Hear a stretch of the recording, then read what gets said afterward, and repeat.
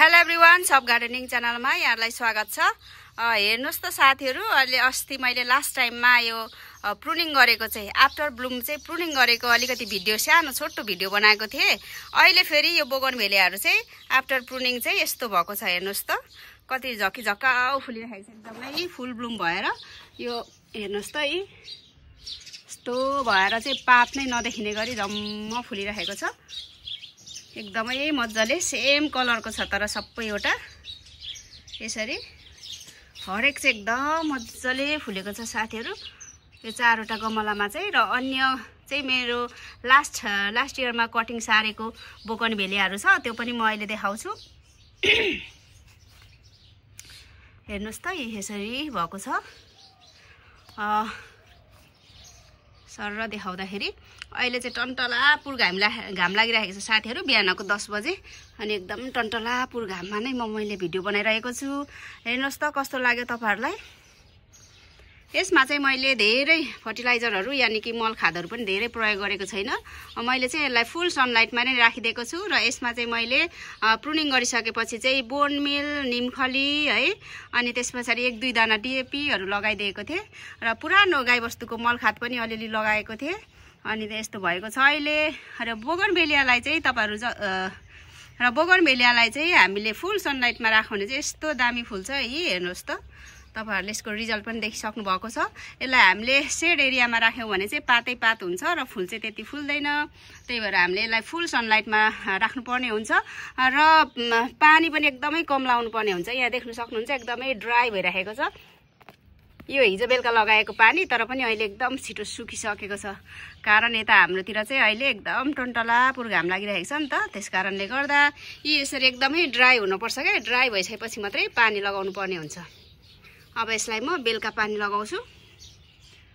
अब यो फुल ब्लुम भइरहेको छ, यतिखेर यो फर्टिलाइजर पनि लाउनु पर्दैन, बेला बेलामा हल्का गोराई गरिदिँदा हुन्छ। यहाँ जस्तो कि अब झारहरू देख्नुभयो, यसरी झारहरू छ, यसलाई चाहिँ यसरी उखालेर हैन हल्का कोतार्ने अथवा हल्का यसलाई चाहिँ खनेर चाहिँ गोराई गरिदिँदा भइहाल्छ। अनि एकदमै लामो समयसम्म फुलिरहन्छ यो।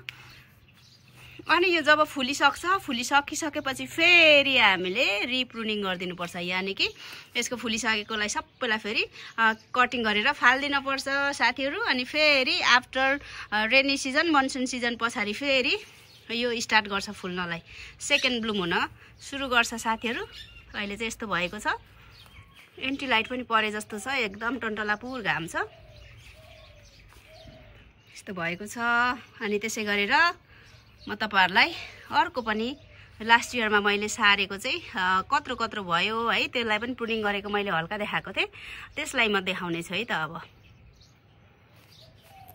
मैले यो चाहिँ यो बरन्डामा किन राखे भन्दाखेरि चाहिँ हाम्रो एरियामा लास्ट 1 हप्ता अगाडि चाहिँ एकदमै बिहानै पछि क्या साथीहरु एकदमै पानी परेको गरेको थियो। त्यही भएर यसले चाहिँ बढी पानी भयो भने त जरा कुएर मर्छ भनेर चाहिँ मैले यहाँ शेड एरियामा लिएर राखेको। अनि अब चाहिँ घाम लाग्न थाल्यो। अब यसको यो जस्तो कि अस्ति मैले प्रुनिङ गरेको कतिवटा बढे घरलाई काटेको थिएँ, अब फेरि यिनीहरुलाई पनि म काटिदिन्छु। हेर्नुस् त कुनै लामो कुनै छोटो भइरहेछ नि त है, यस्तो लामो यिनीहरुलाई चाहिँ म सबैलाई चाहिँ फेरि पनि प्रुनिङ गरिदिन्छु, यानी कि ट्रिमिङ गरिदिन्छु। यसरी राखेको छु। अनि त्यसपछि म यहाँ यिनीहरुलाई चाहिँ एक ठाउँमा राखेर सबैको चाहिँ फेरि अहिले मिलाएर चाहिँ प्रुनिङ गरिदिन्छु। जब हामीले प्रुनिङ गर्छौं भनेदेखि यसको स्टिमहरु, जुन यो स्टिम छ नि, यो चाहिँ यो डाँठहरु चाहिँ मोटो हुन्छ, अनि यता पातहरु पनि एकदमै बुसी हुन्छ है। अनि यसै फेरि पनि म प्रुनिङ गरिदिन्छु है त साथीहरु। हेर्नुस् त साथीहरु, मैले सबैलाई चाहिँ एकै ठाउँमा चाहिँ यसरी राखे। त्यो अघिको कुनादेखि चाहिँ यतापट्टि राखे। अब सबैको लामो भएकोलाई चाहिँ म ट्रिमिङ गरिदिन्छु। एउटा हातले म क्यामेरा खिचिरहेको छु। यसरी लामोलाई यो पातहरु छ नि साथीहरु, यो पातलाई पनि हामीले यसरी उडाइदिँदा हुन्छ। जस्तो कि मैले देखिरहेको छु यहाँ खिच्दै टक्कसँगले यसरी। म यहाँनिर एउटा स्ट्यान्ड राख्ने छु।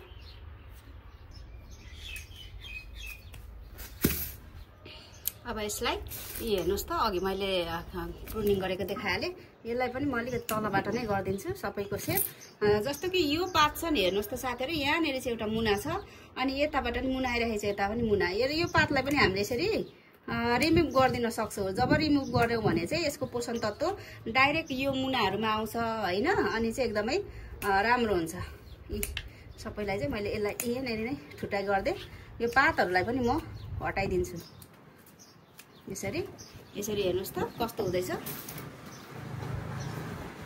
यो पातलाई पनि म हटाइदिन्छु ठुलो ठुलो पात जतिलाई सबै हटाइदिँदा हुन्छ यो पनि मुना एकदमै लामो छ यसलाई पनि मैले यस्तो गर्दै घुमाइ गरिदिन्छु म यो पातहरू पनि सबै ठुलो ठुलो पातहरू म हटाइदिएँ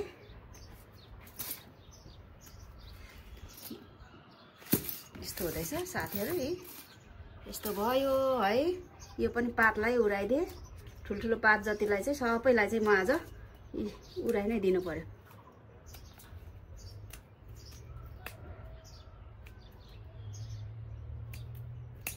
अहिलेलाई चाहिँ यति भयो हेर्नुहोस् त यो एउटा सक्यो मेरो काम अब यसलाई म साइडमा राखेँ त्यसै गरेर यसलाई म गर्छु अब हेर्नुहोस् त कति धेरै आइरहेको छ यो उयोहरू मुनाहरू यसलाई पनि म अब काटि नै दिन्छु जति हामीले यसलाई यसरी काटिदियो उति नै बुसी हुन्छ प्लस अघि पनि भनिहालेँ स्टिम चाहिँ ठुलो ठुलो हुन्छ मोटो मोटो जति स्टिम मोटो मोटो भयो राम्रो हुन्छ नि त है त्यही भएर यो चाहिँ लास्ट इयरको बर्खायाममा मैले सारेको हो 1 वर्षमा नै यत्रो भएको छ यो पोटमा चाहिँ मैले मुनि मुनि यो मोसरोस पनि रोपिदिएको थिएँ त्यही भएर मोसरोस पनि अलिअलि देख्न सकिन्छ यसलाई पनि यहाँनिर काटिदिन्छु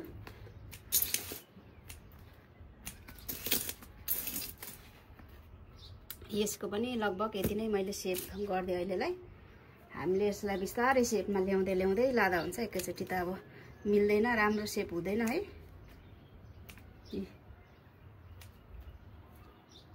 यतिको भयो यसलाई पनि म छोडिदिन्छु त्यसै गरेर यसलाई हरेकलाई चाहिँ त्यसरी नै गर्छु म साथीहरू हेर्नुहोस् त है अलिक सेप त्यति राम्रो छैन यहाँ हेर्नुहोस् न पातहरू कत्रो छ यो पातहरूलाई फेरि पनि म उडाइदिन्छु पातले सबै यिनीहरूको पोषण तत्त्व चाहिँ सकिदिन्छ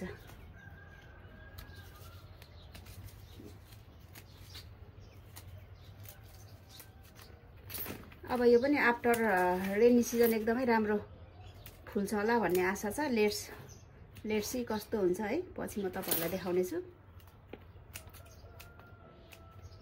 बोगनभेलियालाई चाहिँ त्यति धेरै मलखात पनि दिइराख्न पर्दैन तपाई हामीले देख्न सक्छौं नि बाटो पनि कति है फुलिराखेको यसको सिजनमा ढकमक फुलिराखेको देख्न सक्छौं कारण चाहिँ एकदमै हार्डी फ्लावरिङ प्लान्ट हो यसलाई चाहिँ फुल सनलाइट भएपछि एकदम दामी फुल्छ अनि यसलाई हामीले यसरी नै गमलामा पनि रोप्न सक्छौं भुइँमा है यसलाई हामीले गेट बनाएर पनि सजाउन सक्छौं गेटमा यस्तो यसलाई पनि ठुट्टा नै बनाइदिए मैले हेर्दै मैले ओरर सारिसके साथीहरु यसमा अलिअलि फुल्दैछ पनि छ हेर्नुस् त यो बाङ्गो रहेछ मैले तलैदेखि नै यसलाई काटिदिए त्यो फुलेकोहरुलाई पनि म उडाइदिन्छु एक दुईवटा फुलले हामीलाई खासै केही सुन्दरता दिने हैन यसलाई फुल ब्लुम भोलिपर्सि पार्नको लागि चाहिँ मैले अहिले यसलाई काटिदिए फुलहरु पनि उडाइदिए मैले चाहिँ अहिले पातलोवाला नै यहाँ कैची युज गरिरहेको छु कटरहरुले हैन आफूले जेले सजिलो लाग्छ त्यसले हामीले गर्न सक्छौं सबै मैले यो पातहरु पनि उडाइदिदै छु है साथीहरु खासै काम छैन हातैले पनि यसरी चुडाउन सकिन्छ बिस्तारै उयो तान्न सकिन्छ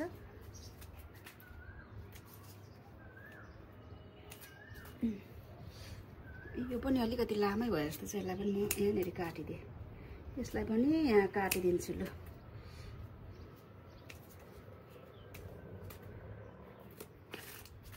लगभग यसको पनि काम सिद्धियो अब यति सकेर सबैलाई चाहिँ म गुराई गर्छु त्यसपछि अहिलेलाई चाहिँ म गुराई गरेर राख्छु खासै यसलाई म अहिले मलजल गर्दिन किन भन्देखि यसलाई भर्खरै गरेको हो नि त अहिले हेर्नुस् त यो पनि रेडी भयो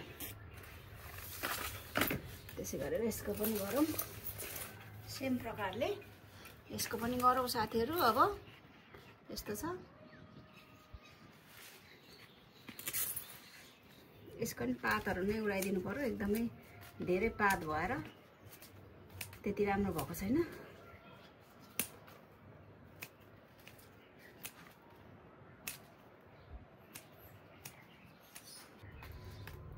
यसरी मैले उडाइदिए लगभग सबै यताकोलाई पनि म उडाइदिन्छु पातहरू सबै नै काटिदिन्छु साथीहरु म ल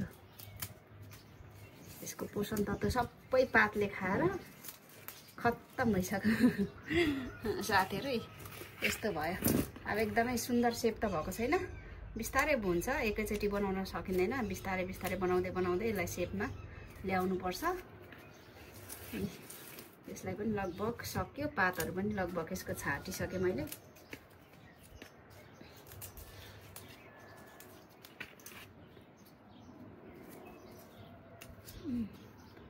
लगभग यो पनि सक्यो अब यसरी नै म सबै गरिसक्छु अनि तपाईहरुलाई देखाउने छु है त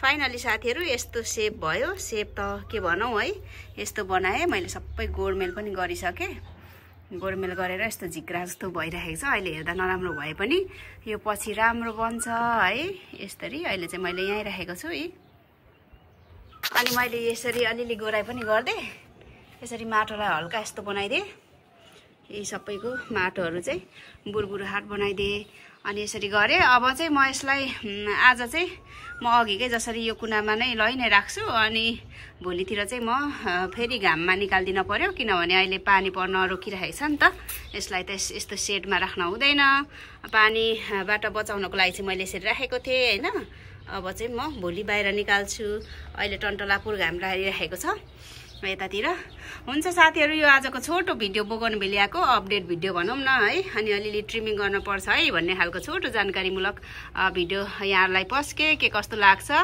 सल्लाह सुझाव दिनु होला र यसरी नै साथ र सपोर्ट दिनु होला अनि सबैलाई चाहिँ ह्यापी गार्डनिङ भन्न चाहन्छु है त अब नेक्स्ट भिडियो के कस्तो आउँछ प्रतीक्षा गर्नु होला bye bye everyone see you next video